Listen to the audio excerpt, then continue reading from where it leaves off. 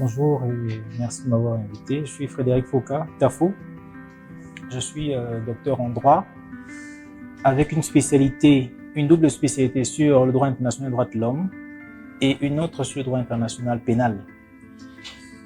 Donc c'est dans ces deux champs que j'ai spécialisé l'ensemble de mes recherches. D'abord les recherches de master sur les questions de droit international et de droit de l'homme, notamment celles liées au droit économique, social et culturel, en rapport avec la corruption. Donc, l'objectif, c'était en fait de démontrer, notamment dans le contexte camerounais, l'impact de la corruption sur la garantie et la jouissance des droits économiques, sociaux et culturels. Dans les recherches doctorales, j'ai fait beaucoup de voyages à La Haye pour étudier le nouvel objet qui était la CPI. L'objectif étant ici de comprendre en fait le rôle du procureur et sa place, en fait, son positionnement dans l'échiquier juridique, mais aussi politique international. Et j'ai donc fait une thèse sur le pouvoir discrétionnaire du procureur de la Cour pénale internationale, qui a été soutenue à l'Université catholique d'Afrique centrale. Donc voilà un peu mon parcours académique. Mais avant cela, j'ai fait l'Université de Buea, une très belle université anglo-saxonne, où l'objectif pour nous était vraiment d'étudier la common law, surtout dans ses aspects pratiques, et son fort côté, son fort champ de protection des droits de l'homme. J'ai fait là-bas ce qu'on appelait un bachelor thesis, en fait une recherche de bachelor sur les violations des droits de l'homme comme source de conflit. Donc c'est vraiment un parcours universitaire qui est riche en recherche parce que j'en sors avec 3 recherches qui ont été produites. Et voilà un peu comment cette personnalité de chercheur et cette envie de rester dans l'académie est restée en moi. Ce qui fait que quelques années après avoir soutenu mon mémoire de master, j'ai rejoint l'Université catholique où j'ai dirigé pendant 2 ans. En fait, j'étais secrétaire de l'école doctorale pendant 2 ans. Et pendant cette période, j'ai soutenu ma thèse doctorale et j'ai enseigné pendant 1 an supplémentaire avant de créer le centre de recherche a priori qui est en fait un centre de recherche en droits de l'homme, environnement et sécurité humaine. Donc voilà à peu près qui est le docteur Frédéric Foucault et comment est-ce qu'il se retrouve aujourd'hui dans le secteur de la recherche, un secteur qu'il affectionne beaucoup.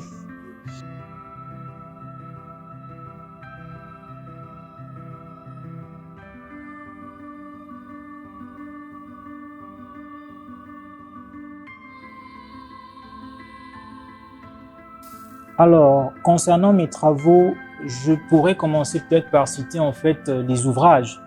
Mon premier ouvrage, je l'avais fait sur le contentieux africain des droits de l'homme et des peuples. Parce que ce qui m'importe aujourd'hui le plus, et c'est vraiment ce qui est en train de devenir mon principal centre de recherche, c'est d'étudier en fait le système africain de protection des droits de l'homme et des peuples. Pourquoi? Parce que je pense que c'est un système qui a tellement à offrir, mais qui est tellement sous-estimé et même mésestimé dans l'ordre juridique international. On tend toujours à mettre en avant la Cour européenne des droits de l'homme ou la Cour interaméricaine des droits de l'homme. Et il est important de montrer qu'il y a un travail très important et très novateur qui se fait en Afrique. Et c'est pour ça qu'aujourd'hui, j'axe l'essentiel de mes recherches sur le droit africain des droits de l'homme et des peuples. Donc, mon premier travail paru en 2008, c'était sur justement le contentieux africain des droits de l'homme et des peuples. Ensuite, j'ai fait une publication justement qui tenait compte en fait de mes travaux de recherche en master sur la corruption et les droits économiques, sociaux et culturels au Cameroun. Ce travail a été publié en 2012 et bien sûr, j'ai publié également mes recherches doctorales aux éditions Nomos sur le pouvoir discrétionnaire du procureur de la Cour pénale internationale.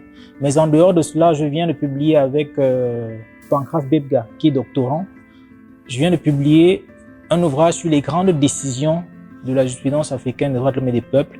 Et là, actuellement, on est en train de travailler sur le traité africain des droits de l'homme et des peuples. Donc, c'est pour montrer un peu, en fait, l'armature de mes travaux et tout cela se dirige ou bien s'oriente toujours vers le droit africain des droits de l'homme et des peuples et de montrer sa place. Là aussi, je suis en train de publier avec un certain nombre de chercheurs un ouvrage sur le droit pénal africain, le droit pénal international africain, si on peut l'appeler comme ça. L'article que j'y publie Et l'objectif de cet article est de montrer que, au lieu d'essayer de reconstruire ou bien de créer un mimétisme qui tend à reproduire en Afrique la Cour pénale internationale sous le nom d'une Cour pénale africaine, il essaie de montrer comment est-ce qu'on peut construire un système propre à l'Afrique, qui n'est pas un système permanent en termes d'institutions, mais qui est un système permanent en termes de procédures, et qui permettra donc, au cas par cas et de manière ad hoc, de se saisir de toutes les personnes qui seraient responsables d'avoir commis des crimes relevant du droit pénal international. Donc voilà un peu, mais maintenant il y a beaucoup d'autres articles qui portent sur le droit international humanitaire, le droit international pénal, le droit international des droits de l'homme. Donc voilà à peu près les différents champs dans lesquels je m'insère. J'ai fait quelques études sur le droit international et le droit camerounais de l'environnement, mais voilà à peu près, hein, tout cela se tient parce qu'il s'agit en fait de voir l'être humain, c'est-à-dire de voir comment améliorer les conditions de vie de l'être humain dans son milieu, dans son environnement.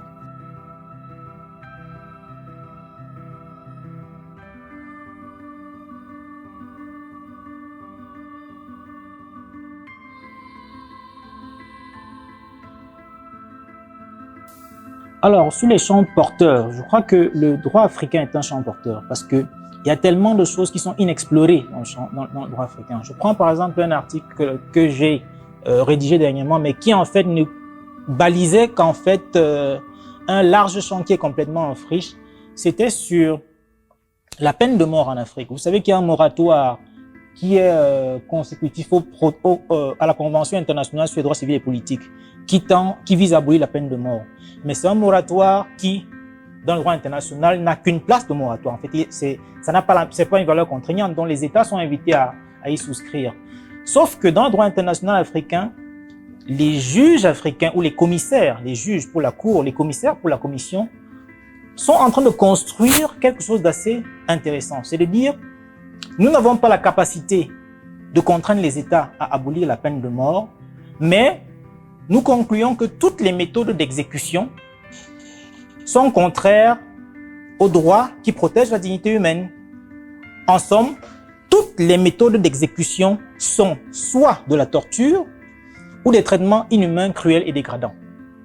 Ça veut dire qu'en réprimant toutes ces méthodes d'exécution-là, on force l'État à adopter au minimum une abolition de facto de la peine de mort. Donc, il y a un certain nombre de choses comme ça qui sont construites dans le droit international africain qu'il est bon pour les chercheurs de capitaliser et d'arriver à créer le droit. Parce qu'in fine, il ne s'agit pas de répéter ce qui a été dit, il s'agit d'apporter quelque chose à la science. Donc, au-delà de ces champs, mon conseil principal, c'est première chose, il faut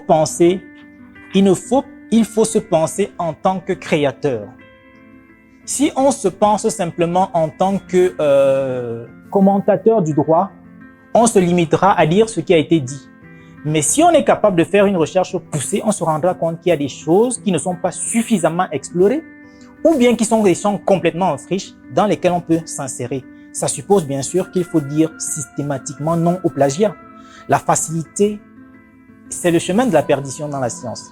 Une fois que vous l'empruntez, après, soit vous vous y enfermez, soit vous voyez qu'il n'y a pas d'issue. Alors que lorsque vous vous insérez dans un champ de création, d'innovation, même en matière juridique internationale, vous vous rendez compte que c'est un champ qui est extrêmement porteur. Et je voudrais juste souligner une chose, c'est que le dernier ouvrage que nous avons fait sur les grandes décisions de la jurisprudence africaine des droits de l'homme et des peuples, initialement, comme disait quelqu'un, initialement on aurait pu penser que c'est quelque chose qui va de soi, parce que de nombreux ouvrages en fait publiés étaient comme des recueils de jurisprudence. Or, ici, nous traitions la jurisprudence suivant les thématiques. Et cet ouvrage a fait l'objet de l'actualité internationale d'une revue suisse pour le mois de décembre. Ça veut dire que ça a été très bien accueilli, ça a été très bien vendu et ça a été très bien vanté. Donc, chaque fois qu'on innove, on convainc le monde. Chaque fois qu'on plagie, on convainc à peine sa propre famille.